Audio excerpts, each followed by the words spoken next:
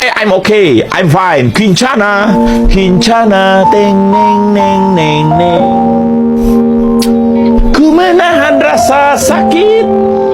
Rasa sakit. Few moments later.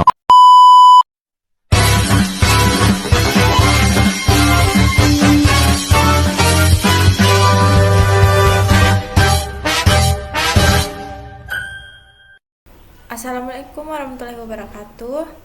Perkenalkan, nama saya Salwa Kamila Zahra dari kelas PKK 03 dengan NIM 220208502020. Di sini saya akan membawakan tugas dari mata kuliah pendidikan peserta didik, yaitu mereview sebuah kasus yang dimana kasus yang saya bawakan yaitu penganiayaan yang dilakukan oleh siswa terhadap guru. Adapun latar belakang dari kasus yang saya bawakan yaitu seorang siswa SMA Negeri 1 Torjun, Sampang, Jawa Timur berinisial HI menganiaya guru kesenian bernama Budi Cahyono hingga meninggal dunia. Kepala Bidang Hubungan Masyarakat Polda Jawa Timur, Komisaris Besar Frans Barung Mangare menceritakan kronologi kejadian penganiayaan tersebut. Berdasarkan keterangan yang diperoleh Frans, peristiwa itu terjadi pada Kamis sekitar pukul 1 waktu Indonesia Barat. Adapun penyebab kasus yaitu menurut keterangan Kepala Sekolah SMA 1 Torjun Ahmad, insiden bermula saat Budi sedang memberikan materi pelajaran seni lukis di ruang kelas. Saat itu, siswa yang beralamat tinggal di Dusun Berakas, Desa Torjun, Kecamatan Torjun, Sampang tersebut terlihat tidak mendengarkan pelajaran dan malah mengganggu dengan mencoret-coret lukisan teman-temannya. Adapun skenario kasus yaitu pada Kamis tahun 2018 sekitar pukul 1 siang, korban mengisi pelajaran seni melukis di halaman depan kelas 9. Semua siswa diberi tugas melukis. Pelaku tidak menghiraukan apa yang ditugaskan oleh korban. Korban kemudian menegur pelaku agar mengerjakan tugas seperti temannya yang lain. Teguran itu tetap tidak dihiraukan pelaku. Karena teguran tidak dihiraukan, korban kemudian menggoreskan cat ke pipi pelaku.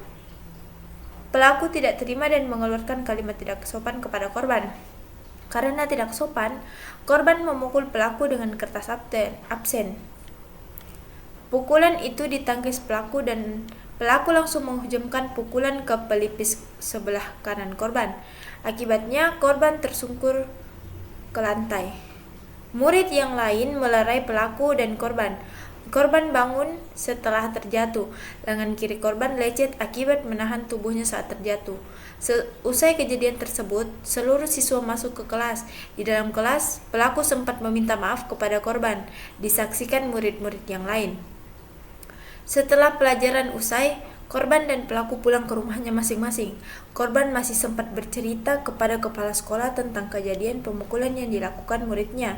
Setiba di rumah, korban langsung istirahat karena mengeluh pusing dan sakit kepala. Sekitar pukul 3 sore, korban dibawa ke Puskesmas Jenggrek, Kabupaten Sampang karena pihak puskesmas tidak mampu menangani korban. Kemudian dirujuk ke rumah sakit daerah Kabupaten Sampang. Korban kembali di Rumah Sakit Dr. Sutomo, Surabaya. Pihak rumah sakit kemudian menangani korban dan korban dinyatakan mengalami mati batang otak yang menyebabkan seluruh organ tubuhnya tidak berfungsi. Dokter memprediksi korban tidak akan hidup lama. Sekitar pukul 9:40 malam, korban dinyatakan meninggal dunia. Korban kemudian langsung dibawa pulang ke rumahnya di Sampang. Adapun teori konsep dari kasus yang saya bawakan yaitu tindak kekerasan yang terjadi di lingkungan sekolah merupakan perilaku yang dapat merugikan orang lain, baik fisik maupun psikis. Pada umumnya ada beberapa jenis kekerasan yang sering terjadi di dunia pendidikan, yaitu kekerasan tipe visibilitas, kekerasan tipe modalitas respon, kekerasan dilihat dari kerusakan yang ditimbulkan, kekerasan yang dilihat dari unit sosial yang terlihat, serta kekerasan yang dilihat dari aspek kesegeraan tindakan. Adapun faktor penyebab adanya kekerasan terdiri dari dua faktor, yaitu faktor internal dan eksternal. Penjelasan mengenai faktor eksternal penyebab kekerasan tersebut di atas dapat disimpulkan bahwa kekerasan yang diakibatkan oleh faktor eksternal atau situasional yaitu pelanggaran tata tertib sekolah oleh siswa, sikap dan perilaku siswa yang dianggap meremehkan guru, siswa ramai pada saat kegiatan pembelajaran, serta kenakalan siswa. Guru merupakan seorang yang memiliki kompetensi tertentu dan bertugas memberikan bimbingan pengarahan kepada siswa dalam memperoleh pengalaman belajar di suatu institusi pendidikan. Dapat disimpulkan bahwa guru harus memiliki 4 kompetensi. Kompetensi yang harus dimiliki guru yaitu kompetensi kepribadian, pedagogis, profesional, dan sosial. Guru memiliki 8 peran dan tugas yang harus diembannya. Peran dan tugas guru dalam proses pembelajaran yaitu sebagai korektor, inspirator, informator, organisator, motivator, pembimbing, demonstrator, dan pengelola kelas. Kesimpulan dari penjelasan mengenai komponen yang harus dimiliki guru sebagai tenaga profesional kependidikan yaitu guru harus memiliki pengetahuan, keterampilan, sikap dan komitmen yang tinggi dalam menghadapi perubahan serta memiliki visi keguruan yang mantap dan selalu berpandang ke depan dalam menjawab tantangan yang datang. Beberapa komponen tersebut harus dimiliki oleh guru profesional, tidak hanya sebatas bidang pengetahuan saja yang harus dikuasai. Adapun estimasi solusi yaitu, menurut saya, guru harus terlibat dalam penerapan peraturan yang mengurangi kemungkinan terjadinya kekerasan di dalam kelas. Misalnya, dengan jelas menyatakan peraturan kelas dan sekolah, serta konsisten dalam pemodelan dan memberi penghargaan pada perilaku positif siswa. Ini menjadi salah satu strategi untuk memperbaiki perilaku siswa. Disebutkan bahwa untuk menciptakan lingkungan kelas yang positif dan aman diperlukan praktik manajemen kelas yang efektif.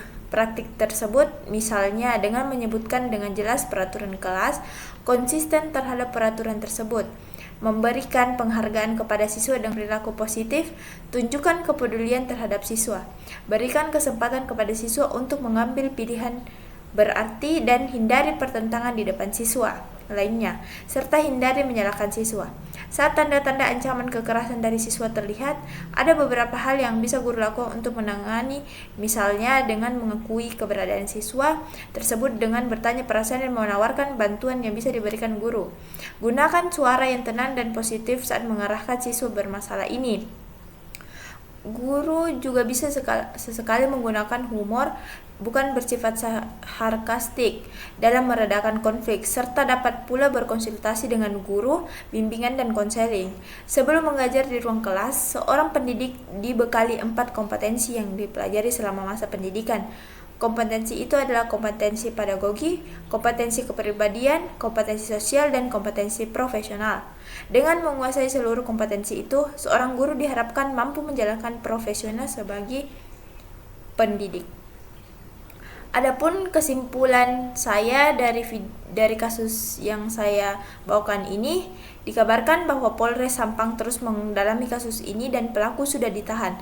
Pelaku sudah ditetapkan sebagai tersangka. Meski termasuk kategori di bawah umur, HI tetap dikenakan pasal 351 ayat 3 KUHP tentang penganiayaan yang mengakibatkan meninggalnya seseorang dengan ancaman hukuman 7 tahun penjara. Untuk menghindari kasus kekerasan seperti ini lagi menimpa guru, diharapkan guru mampu memisahkan murid tersebut atau jika tidak bisa memisahkan, pindahkan siswa lainnya dari area tersebut. Lalu ambil waktu tenang sejenak dan catat kejadian yang baru saja terjadi.